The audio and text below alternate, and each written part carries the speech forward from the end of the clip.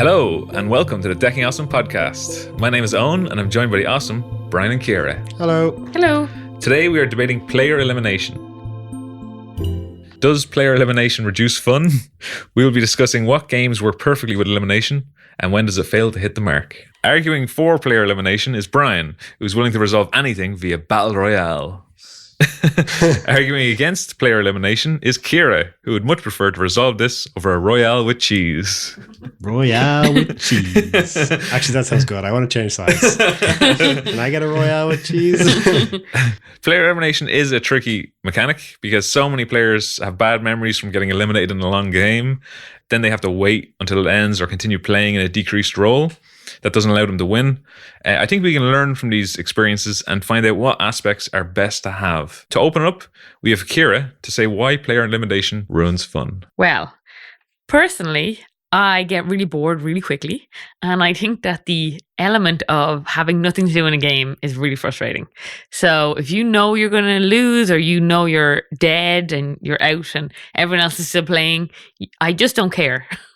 I like to be involved, and when I'm not involved, I really feel like it's just less of a game.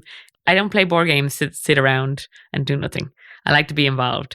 So I think that makes it pretty tough and reduces the fun. I often think it's too easy to pick a player to bully in these games. Like, it's fine if your group dynamic is good, but even in a nice group, there's always still a little bit of like people who pick on people, and like, it's all good fun, but it happens so often. So there's always like people you're going to accuse first or people you're going to give out about. And sometimes it just makes it very hard to win because like certain people in the group would be like totally overanalyzed compared to everyone else in the group. That happens. It's fine when you're making jokes about it because that's always good fun. But in groups where you don't have that like laughing, lighthearted thing, or you have really highly competitive people, that then just really ruins it. It just makes it feel like closer to bullying than it is to just like playing competitively. So I think that is a real big problem. And then when people get too competitive because they don't want to lose or they don't want to die or they don't want to be eliminated, that extra pressure can mean that they play really competitively, and then the chatter stops because people are like obsessing about what they have to do so that they don't lose. So they really, really focused, and it's not as good fun. The talk and the chit chat is like everything about war games. So they're my three reasons why I think that player elimination reduces the fun. Yeah, they're good points. Like boredom, especially when you're just eliminated, can be kind of tricky. Bullying and everyone kind of has a bias. That's what they're doing. Yeah, and then player elimination just create a more competitive environment. Yeah. For the listeners out there, if you've never played a game with Ciara and Owen, they immediately accuse each other in every game we play, every single time. I don't know if that's a sibling thing or if that's just, for talk of bullying and accusing someone, always accusing the other. Every time without fail. If they don't accuse each other, they're both the bad guys. Yeah, well, like some games don't allow you to bias against your sister, and when they do, that gets activated pretty quickly. You, when you're playing with your sisters, also bias. They're guilty as hell. Accuse them so quick. All right, and then let's pass it over to Brian to open up on why player elimination is fun as balls. Didn't think you'd read that. Thought I'd sneak that one in. Player elimination is fun as balls. Thank you, Ron. I think player elimination has moved on a lot from what it used to be. But opinion on it hasn't really. Old games like Monopoly and Risk, you'd sit down for a whole day's worth of playing, and if it didn't go well for you at the start, you get knocked out, and then you've got nothing to do for hours on end while your friends keep playing this game and they're having great fun, and you can either sit and watch them or you can, just leave and do something yourself. But that doesn't happen anymore. Like the same way the board game community and types of games have evolved hugely since then, so has player elimination. So now you have games where they play shorter, so if you're knocked out, you don't have that long to wait until you're back into it. Other games have like a keep playing mechanic, so you get knocked out and you can't win the game anymore, but you can still influence the game, so you can still come in and do a few actions. You still get to take your turn, so you're not out of the game, but you just no longer can win, but you can still play, you can still have fun, you can still mess with people, you can still get that person who knocked you out. That's always really good fun, that you're not just sitting there staring for ages. Then you have games like Social Deception and Push Your Luck games where, you've got a new kind of flair on the elimination mechanic. So, even if you're knocked out, you're still involved, you're still invested, you still want to know what's happening, what's going on. Were your hunches right the whole way through? Have you been screaming from the start that person was the bad guy? But, I nearly find it better than, if you're playing a game like a Euro game that just goes on forever and you're losing. There's absolutely no way you're coming anywhere but last, but you're still stuck there just playing and playing and playing. I'd rather just get knocked out than, come to the end and go, let's tally up the scores. Oh, Brian lost by 200 points. In a game that only goes up to 50, it's really devastating. Talking about Monopoly slightly there. Yeah. I think you're right. Back in the old days, player elimination was pretty brutal, but it has evolved a lot since then. And some game types like Social Deception mean you don't really need to add in rules to counter it because people can just sit there and watch. Interesting opening statements, but who will win the debate? Me. Okay. Good game. Thanks, guys. Brian, what is your favorite player elimination board game? Oh, like I said, I love the Social Deception games like Werewolf and Coup and Secret Hitler, Resistance, any of them. They're brilliant. But I think when it comes to like player elimination games, sometimes the shorter, simpler ones are better. Like look at Love Letter. Love Letter is a great game. You play so many rounds of it. People get eliminated so quickly, but realistically, it's only, a minute or 2 minutes at most before you're back in playing the next round. And now you've kind of seen what people's strategies are, and now you've learned a little bit from it. And if you get knocked out by a bad beat, you're like, oh, damn it, that's unfortunate, but I'll get it next time. So you don't feel like you're out of the game. You just feel like, I've lost this round. Oh, well, what can I do? But like Love Letter is a great game. It's simple, it's classic. It's been remade how many dozens of times. Like it's one of those examples where they've taken away the long wait from player elimination games. So you're not just sitting there doing nothing for hours on end. Now you're out. Okay, I'm back in. Okay, let's go. Yeah, because I wonder what Love Letter would look like without player elimination. If it would just be whoever has the highest card at the end wins, it would create a very different game. And player elimination is the core of Love Letter. But I feel like if you had that, it would be just draw a card, who won. Pretty much, yeah. You'd have to, yeah. Player elimination is so central to Love Letter, but it does create the highest highs and the lowest lows. Lots of times we've been eliminated straight away in Love Letter. Oh. First round eliminations are tough. Nothing like throwing a guard down as the very first card and going, you've definitely got the prince.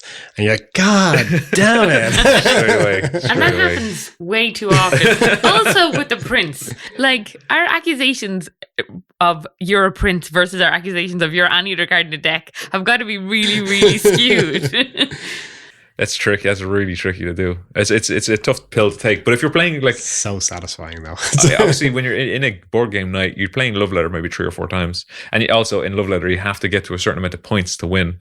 So it's not a one and done thing. You do have the strategy of playing multiple times. Yeah, exactly. Yeah, you're back in a few minutes, and then off to try again and get eliminated.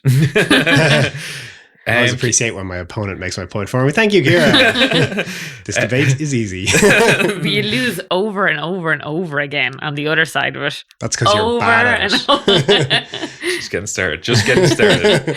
Kira, what is your favorite board game that kind of skirts around the idea of player elimination? So my answer to this was that I love worker placement games. And I don't really understand why I'm having to skirt around it. But after a debate before this, we had a discussion about what actually is player elimination that skirts around it. So Pandemic Legacy was one of the ones we come up with. As you may know, I'm super obsessed with Pandemic, and I make everyone play Pandemic Legacy every time a game comes out. In those games, you can kill off your characters. We obsessively don't.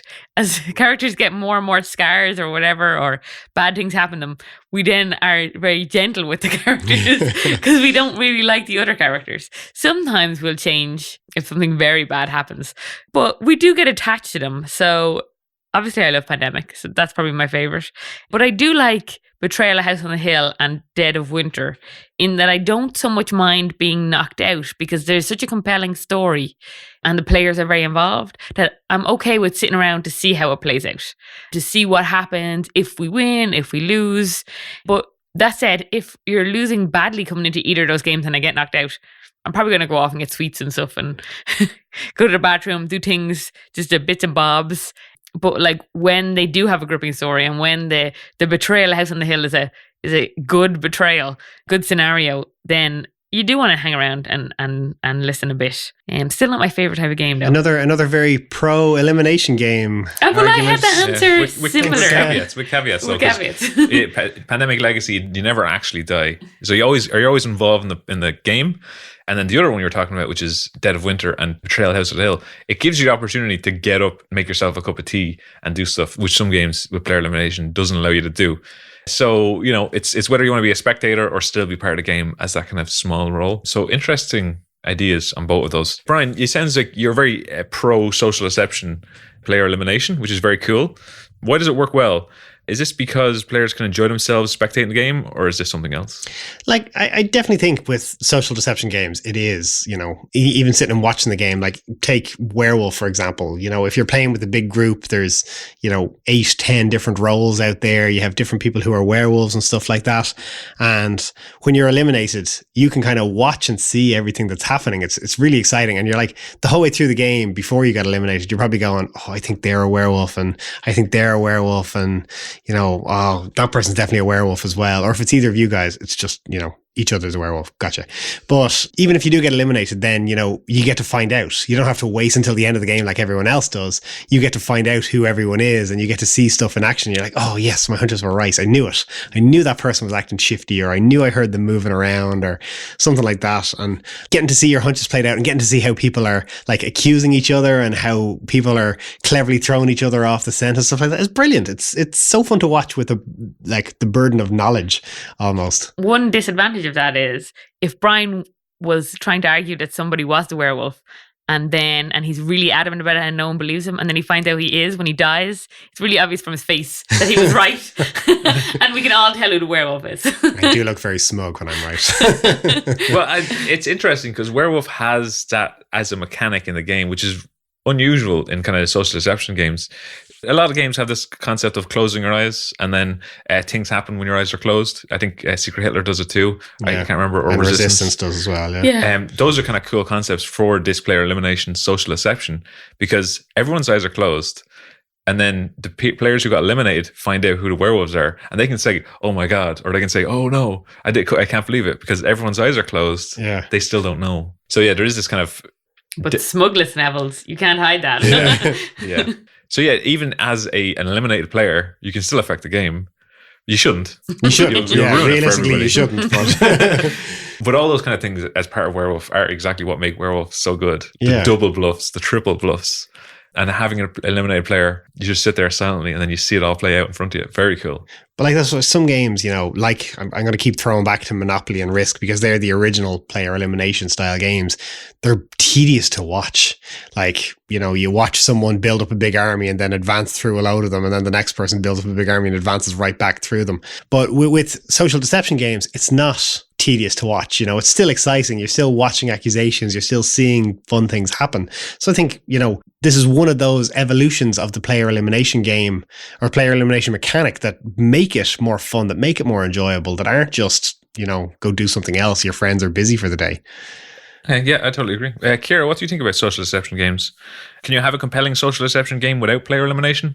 Is it possible? So I do think that social deception needs a player elimination. There needs to be some sort of strong, compelling reason to have these arguments. I'm not totally compelled by the genre in general. So I find social deception games themselves, the fact that they need player elimination is probably what annoys me most about them. The fact that you need something to counter.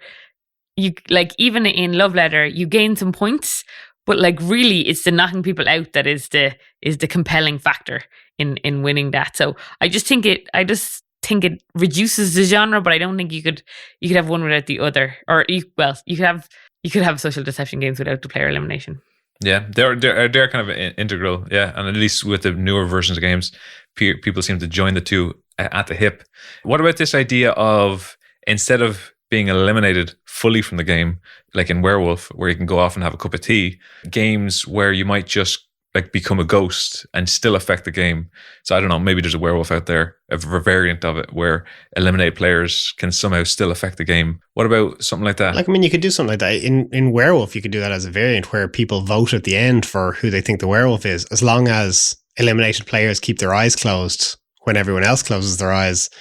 They could still, in theory, vote on who the werewolf is. That's true. Do you think you'd still be as invested in the werewolf game if you were eliminated? Yeah, like I think so, because you can't win because you've essentially been killed, but at the same time, you still want to know if your hunches are right. You still have a gut feeling as to who the wolf is. Maybe you're not able to contribute in the debate anymore. Maybe you are. Like, I mean, you can house rule these things, but you can still be right and wrong about who the wolves are and stuff like that. Or if you're an eliminated wolf, maybe you want to throw off the betting or something like that because you're rooting for your team, that kind of thing. Yeah, I worry about it. There are roles such as Bang has one where there's a sheriff, and that player elimination is if that sheriff gets eliminated, the game ends. So there's important people. Yeah, but it's like that's another clever mechanic on it. If you're one of the deputies or something like that, you have to do your best to protect the sheriff. Everyone knows who the sheriff is, but you have to protect them. So, maybe it's a case of throwing yourself in front of the bullet, or taking out one of the renegades or one of the bandits or something like that, just because they're weak to try and protect the sheriff. It's added an element of twist to it where, obviously the bandits have to be able to win somehow. So they win by killing the sheriff. They don't have to eliminate everyone else. But if they kill the sheriff, they win. But you have to now protect the sheriff. You have to, play the game more strategically. Maybe it means revealing your character a bit, but you still have to do it. Yeah. And I'm not sure if that game would work if it was about collecting money or something like that. Yeah. Whoever has the most money wins. I don't think it would be as compelling. You need the player elimination. It just feels like the player elimination is just because you need the high stakes. Yeah. But high stakes is good in those kind of social deception or those kind of fast-paced games where you want something, exciting, something to grasp you, something to make you, struggle to stay alive rather than, just going, oh, well, I'm not getting points. Okay. But I feel like Bang and King of Tokyo are one of the ones that are the most likely to be knocked out for ages. Like, if you roll well in King of Tokyo and in Bang, if the others haven't lost as much health as you, I guess it comes more into the maybe potentially the picking on somebody sort of area. I don't think King of Tokyo kind of counteracts that, but Bang can definitely be you just go after somebody and then they're gone if you know who they are or you know what their role or is or whatever. It can come down to as well the time between when the first player was eliminated versus the end of the game. Because you can pick on someone definitely in all these games, but if your goal is to win the game, like right afterwards, and your first step is to take this person out. But if there's if you're killing this person right at the start of the game and there's still 30 minutes to go, that's way too difficult for that person to sit around. Yeah, I think as well, if you have a friend group who are very subject to analysis paralysis and they're sitting around debating everything for hours or trying to consider their move, elimination games are going to, lose you some friends. Not a great argument, by the way, for player elimination. I mean, you might lose friends. You've made so many of my arguments. I figured I'd give you one back. I had to. Yeah, Kira, you mentioned Betrayal in House of the Hill and Dead of Winter before. It sounds like adventure games use player elimination to kind of add an element of excitement to games, and even Dungeons and Dragons. Do you think player elimination adds to the fun? No, I actually don't. So I think there are better ways to raise stakes in adventure games. I think the chance of death if you're invested in a character is very compelling, but it isn't the only way to get that high stakes feeling. Destroying actions, I think is a quite an interesting one. But if you had a Dungeons and Dragon character, maybe destroying actions is destroying their magic hat or whatever, taking away something can be just as compelling. You losing a character that you created and bonded with, or ruining the game for you, stopping your entire investment in it. So in Dead of Winter, if you have no skin in the game, you can't win. And it also, Dead of Winter, I find, has the problem. It's player elimination, but also there's one player potentially against the rest of them. And if you oust that player or something, that is really unfair. That's properly many against one destroying that person's fun. And The old 1v all Yeah. debate again. and then they're ousted and they can potentially be eliminated. And then they just, like, what is the point of them being there? It's fun, sure, for the other people, I guess. But, they have to be cold-hearted. That trader mechanic in Dead of Winter, you can play with it or You can without play it. it without it, yeah. So Yeah, but if you do play it with it, though, people tend not to get kicked out because you never know really who it is, and because of this bullying. But you're right, though. Maybe that's just our group. Yeah, I've played it with with a group of people who played Dungeons and Dragons before. board game cheated on us. You were, How oh no, you dare weren't you. there. Yeah. Yes, I board game cheated. Board game infidelity. You heard it here first. And they did pick somebody to accuse. And kick them out. Yeah. Well, Were they right? I actually don't remember. It wasn't me. It wasn't me. Well, I was neither the actual person nor the person who got kicked out. yeah, but maybe that's not fun, but it can create some compelling moments. Like The Walking Dead, if you played those computer games or watched a TV show, it's like ousting someone from the colony is a very difficult thing to do, Very final. Like I think Dead of Winter, has done it very cleverly that, if you want a bit of social deception in the game, great, leave in the imposter, but it's perfectly playable without it. It's a tough enough game even still without the imposter in it. If you've played the game a lot and you like it and you want to add that kind of quirky element to it, put in the imposter, great. Accuse each other back and forth, distract from the horde of zombies that you're trying to fight off. But you see, that's like a designer making clever use of the elimination mechanic. They're not just eliminating players and having them watch. They give you the option to go, well, look, you don't have to use this. But does it make the game better? Should it be there at all? Is it just a waste of space? And does it just enhance the different play styles between players? Like the players who get invested in characters who really feel they're part of the story are going to play less risky than players who are just going to be reckless anyway. So you really polarize that. Oh my God. Giving yourself real difficult words today, Kira. I'm tired. I don't know if I can manage this. Oh, let's polar bear these things. But it just means that like player elimination for people who play, with just abandonment, they're going to still play like that. I think you're right, though, in the fact that players do play in a different way, especially with some games. This can come down to new players versus old players. Some new players will play recklessly because they don't really get the whole immersion part of Dead of Winter until they play a few games of it. Especially true in things like Dungeons and Dragons, where, if you play with a character for months on end, you're going to get attached to that character. If it's your first session, sure, why not just stroll up to the dragon and axe him in the head? Poke him with your... It doesn't really matter. I'll just write up a new character. But you can't. But you can. Like the D&D is a classic example that has player elimination, and you can take players out of it and they aren't involved anymore, and they can either sit and watch the things, or you can be a nice DM, and I'm his twin brother with almost identical abilities and a similar backstory because we grew up together. I'm here to avenge him. My name's not Garth, it's Darth.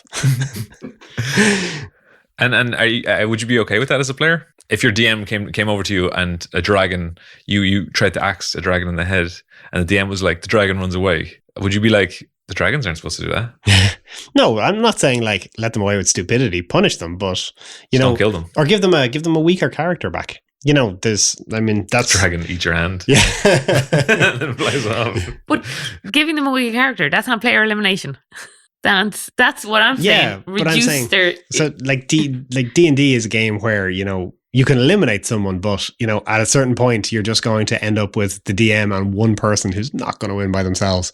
So a good DM can use player elimination well. You're punishing them for going up and hitting a dragon with a hand axe by taking away their now favorite character and replacing them with, maybe a crappy sorcerer or something like that. But that's not the same thing. That's not the same as player elimination. Player elimination is getting knocked out completely. That's just reducing their power level. So that's like giving them some sort of handicap because they did something stupid.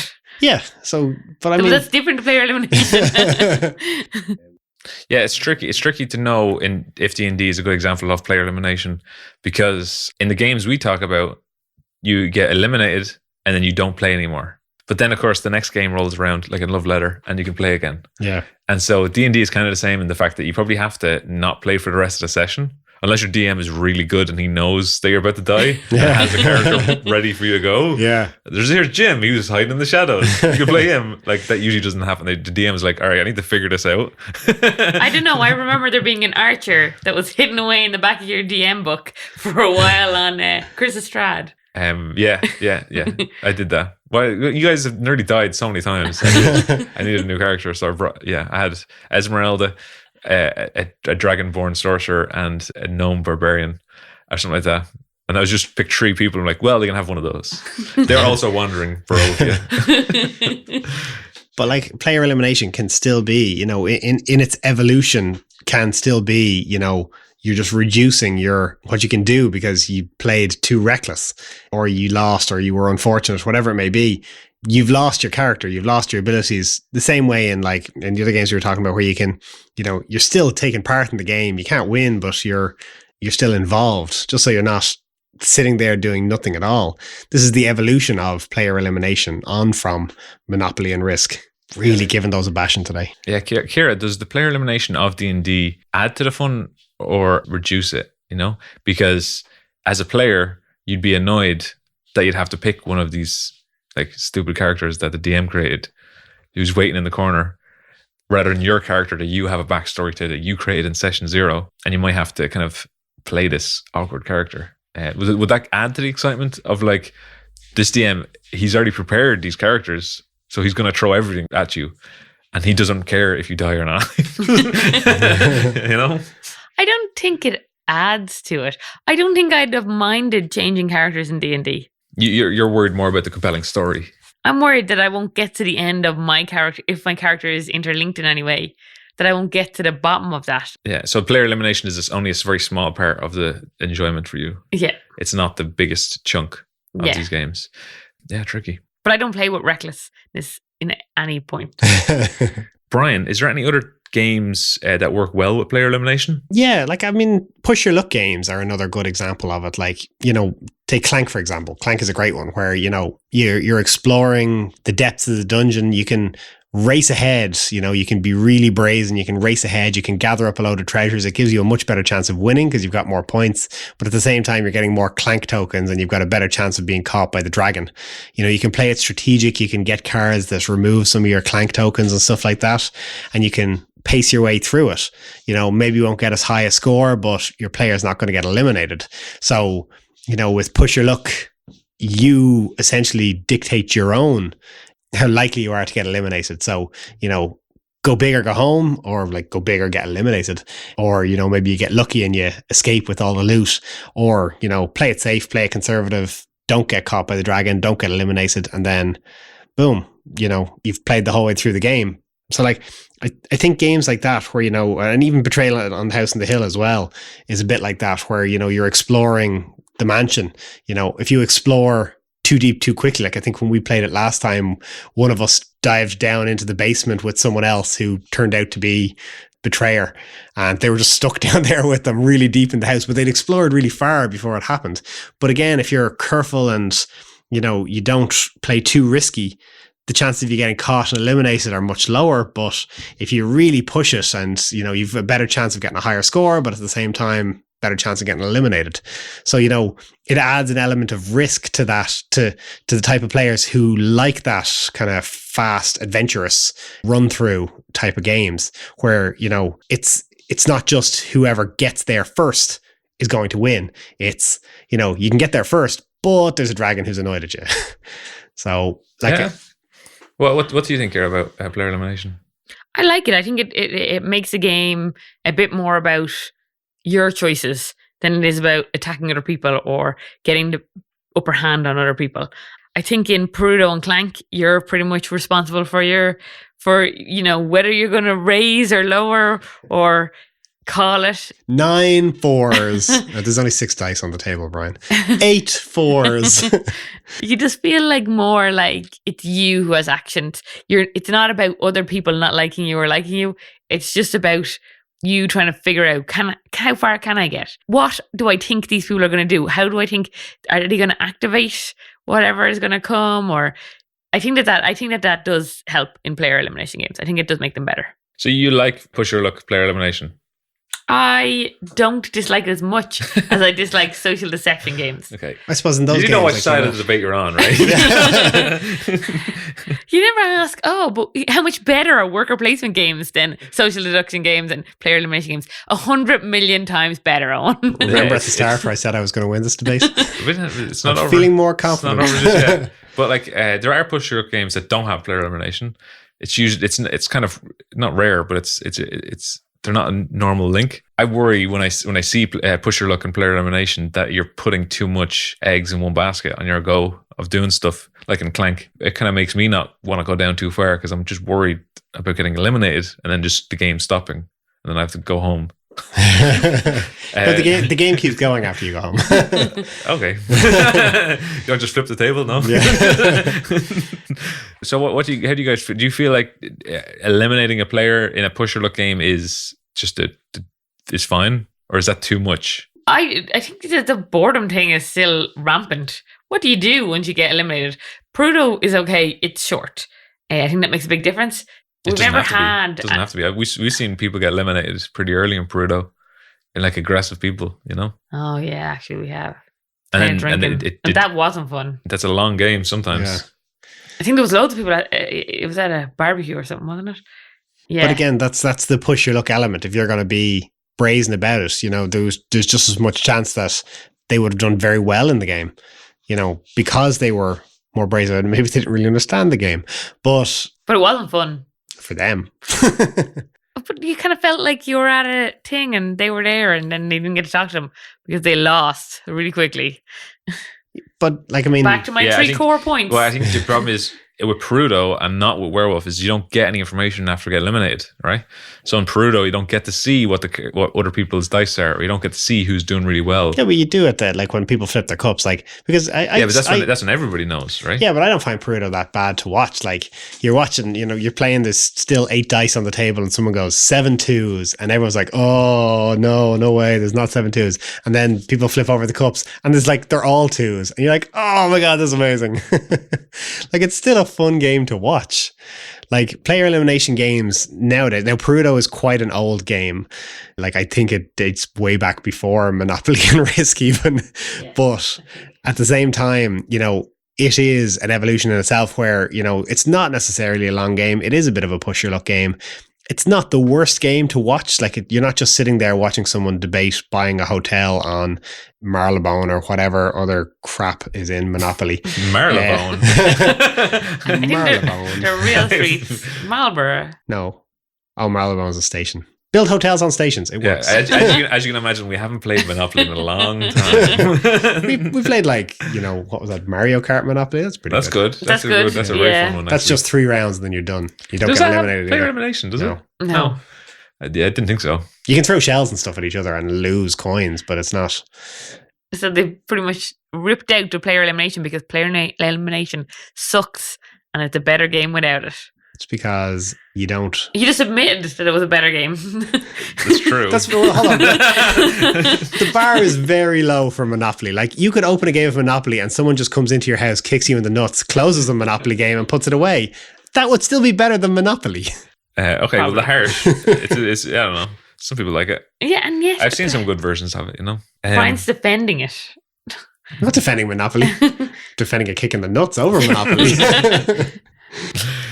Yeah, so let's talk some of the mechanics of player eliminations. So some games never eliminate a player, but instead give them like a reduced set of actions. But usually it prevents them from winning, so they become in like a ghost mode kind of thing. Does this solve the problem of player elimination? I don't think so. I think knowing you can't win just really takes the fun out of the game. Like, sure, you're still involved. I guess it means that you're not as excluded, which is a step in the right direction. But I don't think it's enough. Like, just doing actions for the sake of being involved isn't that compelling. You're not that drawn in. It just doesn't provide you with the fun of a board game the same way. And then you have the problem of like king making. I think that like that's not fun for the people who are playing the game, that you're influencing things. So I also think it means that game designers gives them free reign to make a player elimination game last as long as they want, because the player is still going to get to play. So technically, you don't have to end it as quick, because they're still involved in some way. But really, if you can't win and not involved, it should end. You shouldn't be like left to suffer in the game with like, oh, you have some token actions to do. Go for it. Keep yourself entertained. It's like you're a small child at some sort of grown-up party and you're like, here, just, move these cups around. It's fine. Just do it in the corner. I just don't think, you're not invested. It isn't as fun. And I just think it gives designers who have chosen bad game design just free reign to keep going with that. I don't know. I think it's one of those kind of clever evolutions where, okay, yes, there can be some bad versions of it where you're kind of just sitting there and you're mildly influencing things that are happening in the game, but you're not really involved. As you said, it's not the best of designs, but at the same time, like, you can have ones that, might let you get back into the game, or that, maybe you can influence the game on the whole without being able to kingmake. Like, I'm going to go back to Monopoly, and this time I'm going to play in its favor because I've given it a bit of a bashing. Sorry, Monopoly. But say, like, when you get eliminated from Monopoly, maybe you form a committee that's able to decide taxes on the rich or something like that. Or, you're able to, say some form of committee that's able to take bribes from some players that, maybe, you let the taxes slide on my old Park Lane hotel there. And is this like the Irish government edition? Yeah. Monopoly, but corrupt. So yeah, pretty much. But then, like, if you get enough bribes, maybe it's able to get you back into the game. Maybe you're not out. You can come back into it. It's going to be a slog to get back in, but you can do it. There are good ways of doing elimination and still being involved in the game that don't ruin it completely, but also don't make it so that you're just sitting there in the background bullying people, or you're just making token actions. Well, what about what Kira said about kingmaking, though? Of if you are this bribery politician in Monopoly, are you not worried that person, whoever eliminated that person, is just going to suddenly get this whole host of like bribes and stuff like that? That person, this ghost character, is going to attack them. Yeah, kingmaking is always a tough one in player elimination games. There's no real way around it. You can have clever little things. You can make it so that losing players, aren't as big a target because they're not a threat. So the incentive to knock them out kind of goes away once you've weakened them. You need to focus on the bigger players, or they're going to focus on you. You can have good catch-up mechanisms so that, players don't, if they get beaten down or they are eliminated, that they have, ways back into it. That then they're focusing on their own game. They're focusing on doing it for themselves rather than focusing on just punishing someone else. Like, you want to incentivize the eliminated player to try and get back in rather than the eliminated player to just go and pick on whoever knocked them out. Kingmaking is a tough one, and balancing something like that is a nightmare. Just to explain what kingmaking is. Oh, sorry. Yeah, that's a good idea. When you have decided in a game that there is no possible way of winning, you can give up trying to win and focus your attention on influencing play. So whichever player you want is going to win. So it can also be, if you're knocked out completely, that you can influence the game with the limited actions you have in a game where you have limited actions to have the player that you want to win. So you're kind of like an advocate for that player, or you're kind of using influence to do that. And yeah, just so that you know what it is. Yeah. So like say for example, in Risk, you're losing, you're going to get knocked out, but instead of, making a move that might advance or protect you for another round or two, that you just focus your entire army on wiping out red, so that whatever bit of red you can touch is now a lot weaker. So yellow might have a better advantage against them. So it's just, and like red is the one who's beat you down, so you're just punishing them back, but you're going to get knocked out, but now they're not going to win either. Kingmaking is always a tough one in board game design. It's very hard to avoid. Yeah, games like Perudo get around it by, you can only attack people beside you. Yeah. And so there's always this kind of thing which ensures that it's almost a lot of 1v1s instead of a big group team battle. And that way, kingmaking doesn't occur, because it's just about how the game flows and how you react to it. And that's quite hard to achieve in a lot of games. Even Love Letter, if you're on the last round and somebody knows your cards, so you know you're going to be eliminated on your turn, you still have the power, if there's only a few people playing, that you can influence the game so that the person you want to can win. And we've even been in that same situation. We play Love Letter enough that sometimes that if there's only a few people left or 3 people left, the person who knows they're going to lose has enough power with the cards that they have in their last go to influence who is going to win. So it kind of makes for that little bit of an advantage, because it's kind of 2 against 1 then. And if you have player elimination where you have this ghost character with the reduced actions, the first thing that crops into the mind is you want to keep that person engaged in the game. And so that tends to be actions that lead to king making, which is the tricky one. So like, if you have Perudo, say, and the person gets eliminated, you could have them as a ghost character get to set whatever they want as their dice. That'd be and cool. Then they put it under the thing, and then they're still part of it. They can't win, but they affect the game by just going like, I want to put a 4 down or whatever, and then and see what it is, and then they can still affect the end result. And they do it before, so that's not king making because they don't know who's going to pick 4. But that'd be interesting at least. That would be pretty cool. But is it interesting enough for it to be better than them just getting up and having a cup of tea? That's the problem, because tea's pretty good. Brian, player elimination games seem to work really well with shorter game lengths. Is this just because players can only have so much patience being a spectator, like we were talking about? Or is it possible to have a player elimination game in a longer game that says where player elimination only occurs in the last 15 minutes? Yeah, I do think the shorter games work better for player elimination, or for player elimination, like Love Letter, like even Perudo. I know we said it can drag on, but the likes of Love Letter especially, if you get eliminated, it is only a minute before you're back in the game again. If you lose the round, so what, you're back in for the next round. You don't mind it so much. When they are shorter games, it's not as devastating to be knocked out because you're back into it shortly. But, if you're playing a game like Monopoly Risk, whatever it is, where it is very long and you're knocked out, even if you're knocked out halfway through the game, there's still hours left to play. And then, do you, especially if you're like at a board game night or something like that, do you get up and go and find another group to play with, even though you want to play with the people you were playing with? Do you try and squeeze in a short game and hope that they finish around the same time? Stuff like that can be difficult. So I think that's where the short games come into their element with player elimination. It's not the end of the world if you get knocked out, if you just have to wait a couple of minutes. Gives you time to go get a pint, get a cup of tea, whatever it is, and come back and play the next game.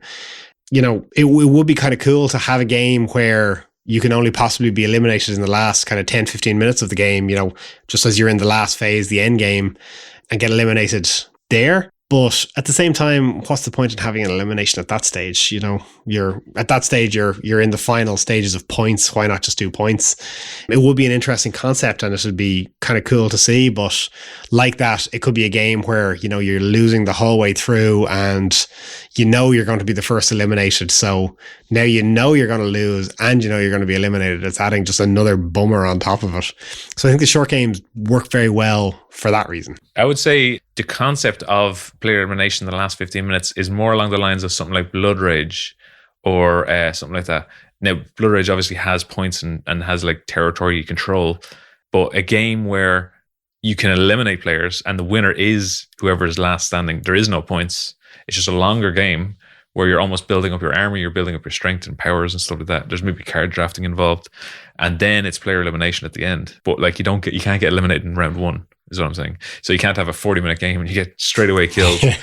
I wish I could talk about Twilight Imperium, because Twilight Imperium has a mechanism and it's also an incredibly long game. Yeah, I'm not sure how they deal with it. That might be something interesting to look at. Is that 2 teams? No, everyone has their own thing. Okay. Also, I don't know anything about Twilight Imperium. Neither do nothing. It's an enormous game that takes hours. That's as much as I'm ask the question, sure. I'm going to cut that out. Well, what I was going to say is 2-player games or 2-team games work for player elimination. That's true. Because... Thanks, Kara. Good point. It's not the same as player elimination, though, because the game ends. Chess is 2-player. Yeah, it's not, because that's the end of the game. It's not like a player's eliminated and the game continues. I think that the player's eliminated and then the game ends because they've won. So even if it was a points game and it came to the end, it would win. But yeah, I don't know. I don't know that shorter games actually help. I think that, I think that they're the only thing that you could have. I think that longer games just don't work very well. Even in Betrayal House on the Hill, if you died early or didn't take care of your character, or something out of your control happens, which often does. Yeah. You end up in the basement with a betrayer. Or something, yeah, and you're out. Like, long games just don't work. It's interesting enough that you might stay around, but it's not fun or as fun as being in the game. So, like, it's just, there's, other than having short games, there's nothing. And things like Sorrow and Love Letter, they have mechanics that are designed to end it. So, like, Sorrow ends, so if you crash into a wall or whatever, but you're unlikely to crash into a wall until most of the cards are down. So you are that natural, like, physical space limit on the board that ends the game. So it's a great way to have a short game with player elimination that ends.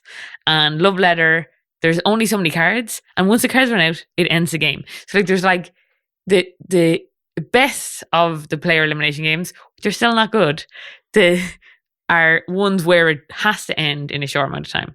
Because there's somebody, the player designer or the designer of the game has put in a mechanic that just goes, and that's it. So even if you got knocked out in the first round, Love Letter isn't that enjoyable if you get knocked out in the first round and it goes on for a good few rounds, like till the deck is finished. It's still not that bad. There's still only like 15 cards. It's not. But imagine that happened like 6 times in a row. Well, then stop picking obvious cards. Stop getting randomly dealt obvious cards. One thing that kind of raises a point of is with player elimination, players don't finish the game at the same time. So if you are playing a shorter game or even a medium-sized game like Dead of Winter, people can get up and leave, especially at like a board game convention or something like that, which does mean that you don't get to have that chat at the end of the game about how it feels to play, you know? Because if you're playing Sorrow, the person crashes into a wall, they just get up and leave. Whereas the end people will then talk about how good of a game it was or what happened and stuff like that. So you don't really get that conversation. Do you want feedback from someone who didn't enjoy themselves? But you'd like to have a chat, like, oh, like even in Santorini, oh, when that person did that, and this person did it, wasn't that really good? Oh, I went around putting blue things on everything. Everywhere. Yeah, but the thing is, you should still be able to enjoy yourself after you get eliminated, right? Yeah.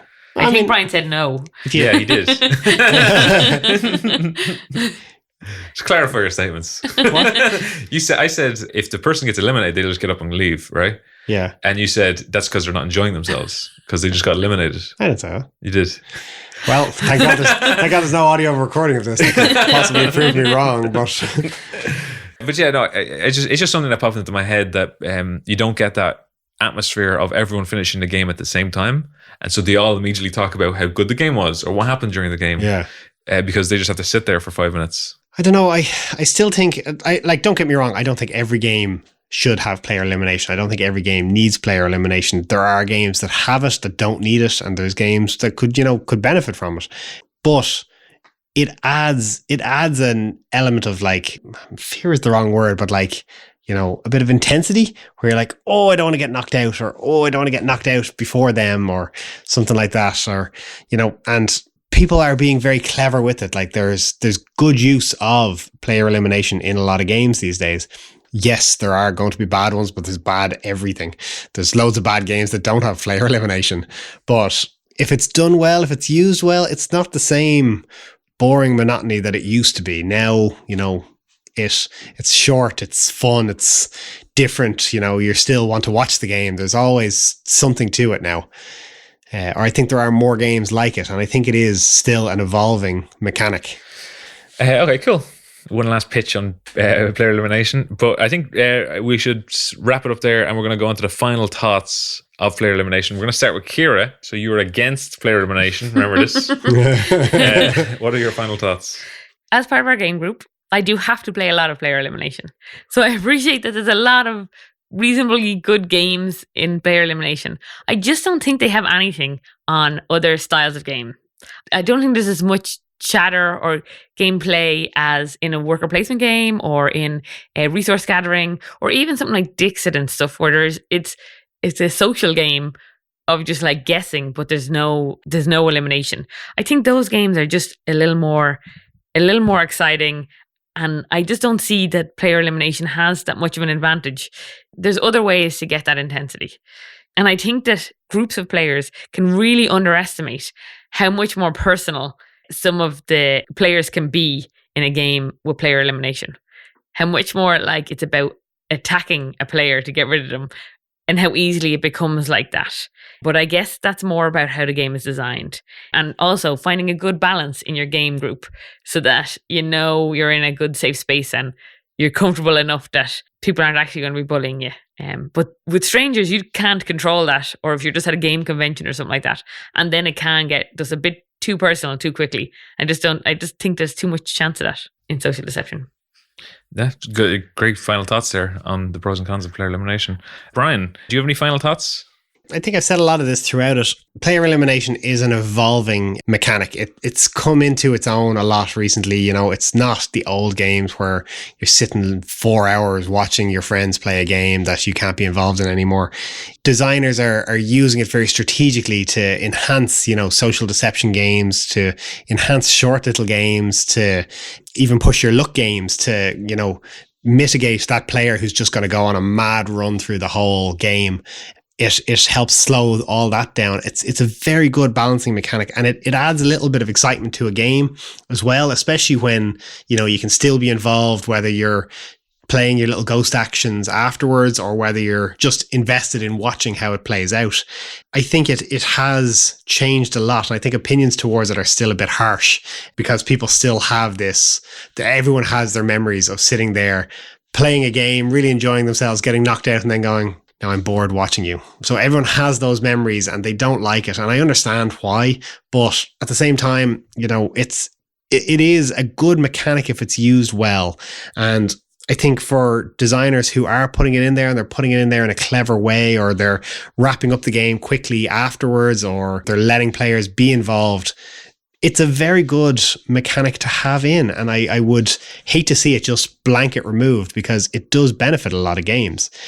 So I'm keen to see where it keeps going, because I think, you know, with the right balancing and the right use of it, it could be a very good addition to a lot of games. Oh, also one more, that if you are playing a game that has a long wait time and you get eliminated early, flip the board, hide behind your chair, suggest something else. Boom, done. Talking about Monopoly again, aren't you? Or Risk. I was trying to avoid mentioning, but yes. Oh no, I fell over on the table. Oh, we'll never know where everyone was. Anyone want to play Perudo? Yeah, lots of great opinions, I think, on player elimination. Lots to think about and to learn about player elimination. I hope everyone listening to this learned a lot more about player elimination, especially if you're considering adding it to your game or even to looking into it more. Did your opinion change on player elimination? Does it make you want to play an elimination board game? If you enjoyed this debate, share it. We've been decking out some games. Thanks for listening. See ya. Bye. Bye.